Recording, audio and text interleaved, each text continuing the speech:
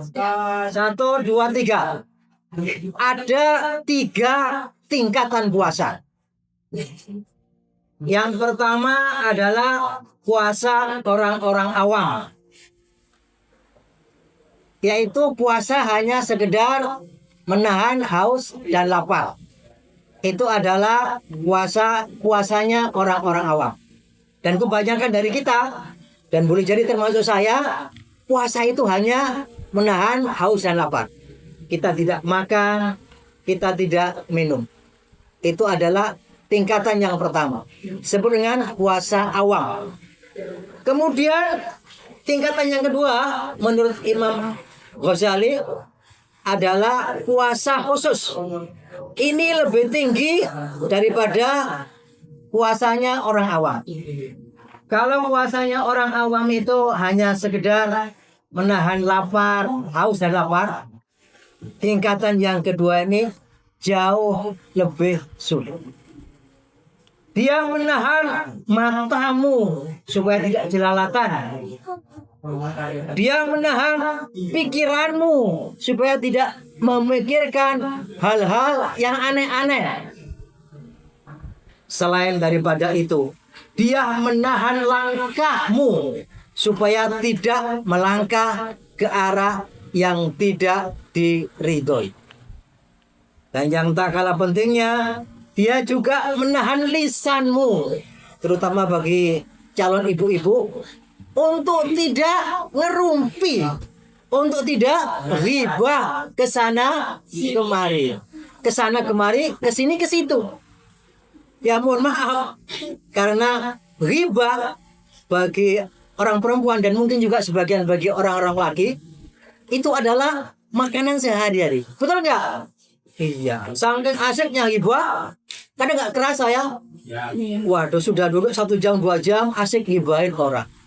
Padahal pada waktu itu akan terjadi proses transfer.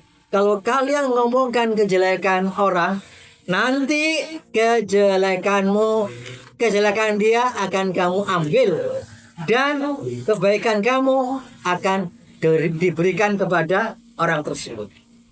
Ya eman. Makanya dari itu pada waktu kita puasa, kita jaga mulut kita, kita jaga lisan kita supaya tidak ngomong, nyemeng atau omong-omong hal yang tidak perlu. Apalagi sampai merasani orang. Tingkatan yang ketiga itu adalah tingkatan yang luar biasa. Tingkatan di mana orang puasa yang diingat, yang dipikirkan hanyalah kepada Allah Subhanahu wa Ta'ala. Gak ada yang dipikirkan yang lain kecuali pikirannya terpaut kepada zikrullah, zikir kepada Allah. Tentu saja ini bukan puasa sembarangan, ini puasa tingkat tinggi. Berarti pikirannya tidak sempat mikirin kolak, tidak sempat mikirin rawon, iya.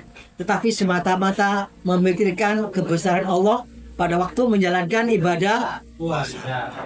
Semoga kita pada bulan puasa ini bisa meningkatkan tingkatan puasa kita dari puasa awam menuju ke puasa khusus, dan yang paling tinggi adalah puasanya orang-orang khusus, hawas. Bulan di mana Allah menurunkan Al-Quran kepada kita semuanya. Al-Quran itu berisi petunjuk, hudan, kemudian juga berisi sifat atau obat bagi manusia. Di dalam puasa itu ada 2 hal penting. Kalian melaksanakan ibadah puasa itu supaya kalian menjadi orang yang bertakwa. La'allakum tattaqun. Jadi secara spiritual, ketika kita melaksanakan ibadah puasa, insya Allah nanti hasilnya kalian akan menjadi orang yang bertakwa. Untuk itu ulama membagi puasa itu dalam 3 bagian.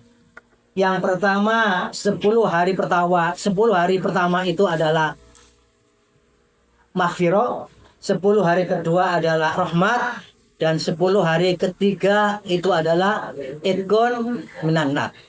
Mudah-mudahan kita ini sekarang masuki 10 hari pertama, yaitu maghfirah. Semoga kita mendapatkan maghfirah. Kemudian selain itu ada aspek yang dimana puasa itu sangat bagus bagi kesehatan kalian. Ada sebuah penelitian yang dilakukan oleh orang dari Jepang. Karena penelitiannya itu kemudian dia mendapatkan hadiah Nobel dalam bidang kesehatan. Dia meneliti yang kemudian dia sebut sebagai autofagi. Auto itu adalah diri sendiri, pagi itu memakan. Ketika kalian melaksanakan ibadah puasa, akan terjadi proses autofagi, yaitu proses di mana di dalam tubuh kalian sel-sel yang tidak sehat, sel-sel yang sakit, atau bahkan sel yang mengandung virus itu akan dimakan oleh sel yang sehat. Kenapa? Karena kita tahu ketika kita tidak puasa, kita memperoleh energi dari asupan makan kan? Tetapi ketika kita puasa, dari mana asupan makan itu?